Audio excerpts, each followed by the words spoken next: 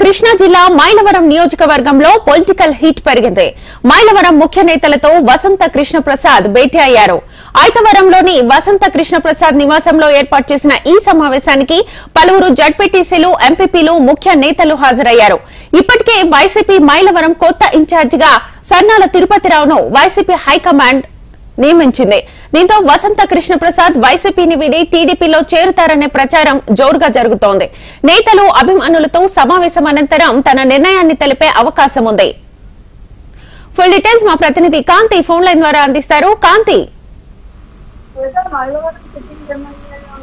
వసంత కృష్ణ ప్రసాద్ ఈ రోజు పార్టీ మారుతారు అని చెప్పి తన నియోజకవర్గంలోని నాయకులతో భేటీ అయ్యారు. భేటీ అనంతరం తన కార్యాచరణను ప్రకటించే అవకాశం కూడా కనిపిస్తోంది. గతంలోనే ఆయన 4వ తేదీన తన కార్యాచరణను ప్రకటిస్తామని చెప్పడం కూడా జరిగింది. నేపథ్యంలో వైసీపీ నుంచి మైలవరం లోకల్ ఇన్ఛార్జిగా తిరుపతిరావును కూడా నియామకం చేసింది. ఈ నేపథ్యంలో వైసీపీని ఖచ్చితంగా వసంత ప్రసాద్ వీడికారున్న ప్రచారం జరుగుతున్న నేపథ్యంలో ఈ రోజు ఆయన ముఖ్య అనుచరులు, నాయకులతో భేటీ, అలాగే తన ఫ్యామిలీ మెంబర్స్ లో ముఖ్య నాయకులతో కూడా ఆయన ఏదైతే నందిగామంలో ఐతవరంలోని తన ఇంట్లో భేటీ అయ్యారు. ఈ నేపథ్యంలో జడ్పీటీసీలు, ఎంపీలు, మార్కెట్ యార్డ్ చైర్మన్లు, సీనియర్ నాయకులతో ఈ సమావేశం దాదాపు 2 గంటల పైగా కొనసాగుతోంది. ఈ నేపథ్యంలో తెలుగుదేశం పార్టీలో చేరే విషయంగా సంబంధించినటువంటి చర్చ అయితే జరుగుతున్నట్టుగా తెలుస్తోంది. మైలవరం నుంచి దేవినేని ఉమా ప్రాతినిధ్యం వహిస్తున్న నేపథ్యంలో అదే సీటు కావాలని చెప్పి వసంత కృష్ణ ప్రసాద్ కూడా పోటీ పడుతున్నారు. ఈ నేపథ్యంలో